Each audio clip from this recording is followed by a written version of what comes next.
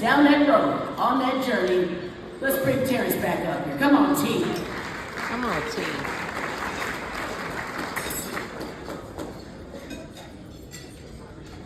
Well, good evening, everyone.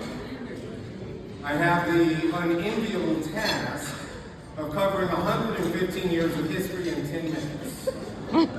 Wish me luck. As we were putting together this amazing program, our initial plan was for this to be a PowerPoint presentation to cover the incredible history of Charles History Bar Association. And a few days before this wonderful event began, our wonderful president reached out to me and said, Terrance, there is a student in need of a scholarship. And we're trying to squeeze out a few more dollars to fund this scholarship. And to fund this scholarship, I think it would be a good idea to cancel the projector for your PowerPoint presentation. And I said, okay, Mr. President, we want to make sure that that student gets the funding they need because they are our future. So there is a student in this room who will receive a scholarship tonight that would have funded our projectors. I'm going to do the best I can to describe this incredible history. And to the extent that you want this PowerPoint, you can reach out to me. We will make it available through our newsletter. We'll put it on the website.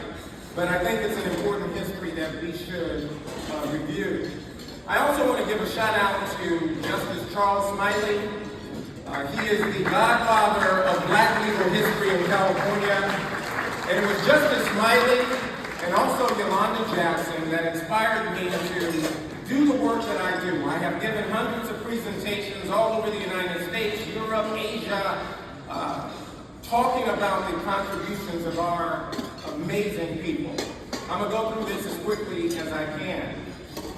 The Charles Houston Bar Association was founded in 1955, but its roots date back to 1910. This is the oldest Black bar association in California.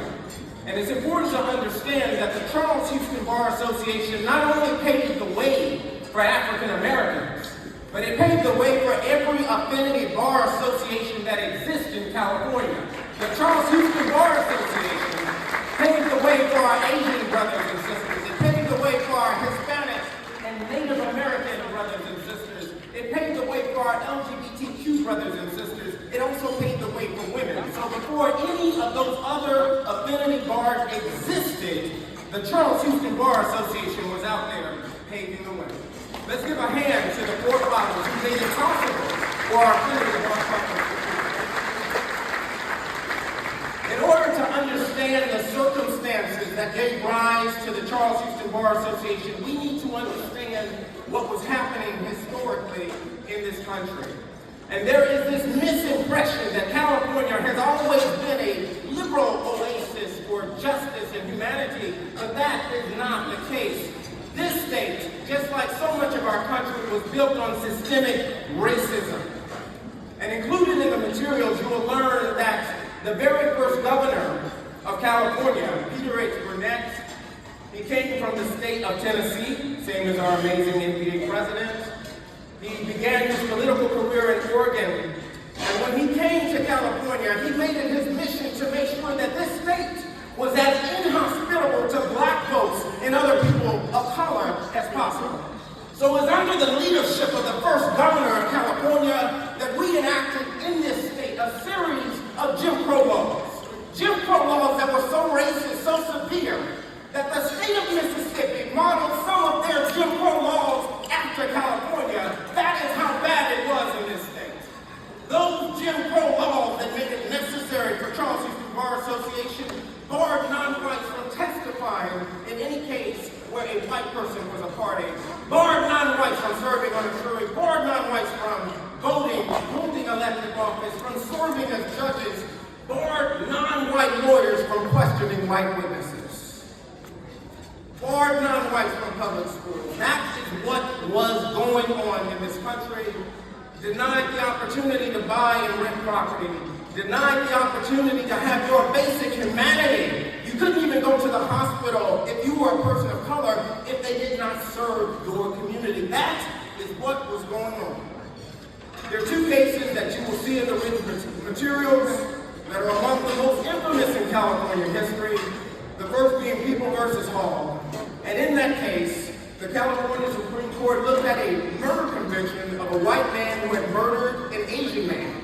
There were about 20 Asian witnesses, and there was a Civil Practice Act of 394, and it said that no person who is a Negro or of Indian descent can testify against anyone who happens to be white. And the question for the California Supreme Court is, will we confer white privilege on the Asian community, or will we treat them the way we already treat black people? And the California Supreme Court decided that they were going to treat Asian people the way they were treating us. This was what gave rise to the Charles Houston Bar Association, systemic racism in our state. When this state was founded, black people could not practice law in California. As a matter of fact, not even women could practice law in California. A woman by the name of Clara Escort, she fought to change the law, which required in California that only someone who was a white male over the age of 21 was entitled to practice law. That was California Code Provision 275. She paved the way for all of us to be in this room.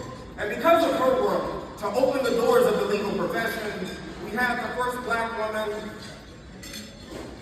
Annie Virginia Stephens Carter. We had the first black man, Benjamin O'Hara.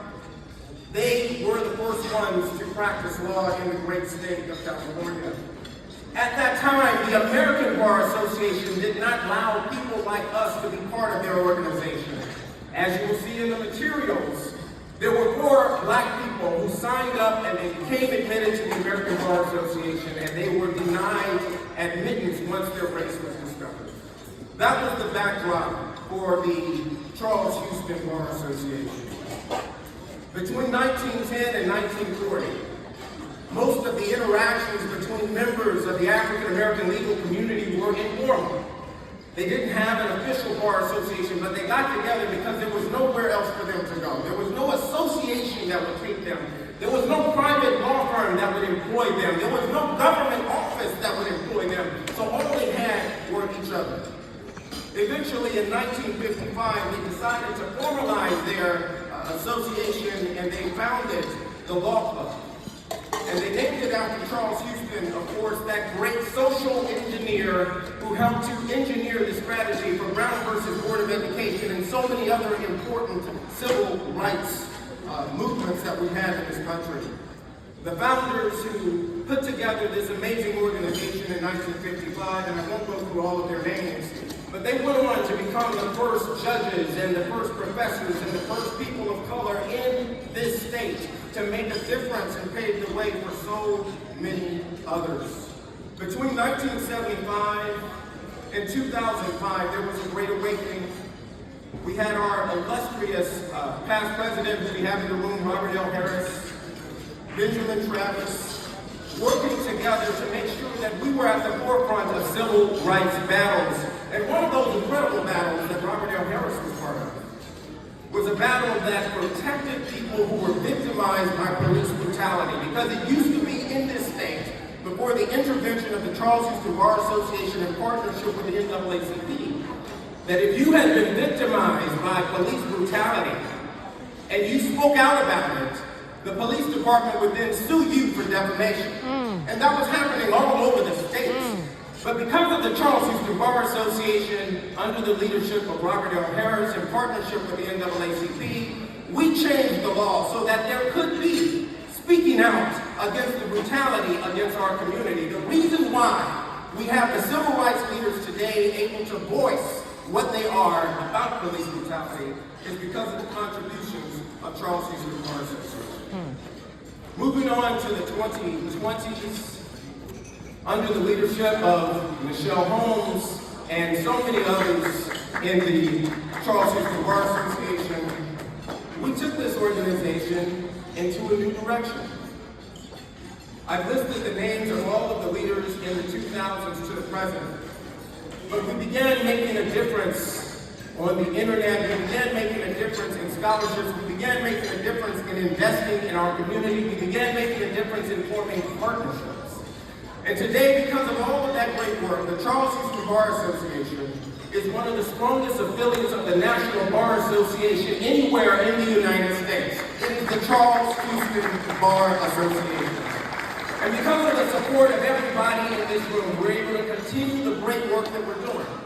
But I want to say that we are facing a critical moment in American history. Our democracy is threatened. Our history is threatened. There are efforts to erase that we ever existed. And it's going to take everybody in this room to fight back. We can enjoy these dinners, we can enjoy socializing together, but we need fighters. And the fighters are going to be in this room. No one else is going to come to save us. No one is going to come from the past to resurrect us. We are going to have to take that fight on. And I want to encourage everybody in this room to be inspired by the work of our foremothers and our forefathers. And let's join together and fight for justice, civil rights, and humanity. Because if we don't do it, all of the hard work that made this incredible organization possible will be gone forever. Let's not allow our history to be erased. Let's not allow our future to be compromised. Let's fight for justice together. Thank you very much.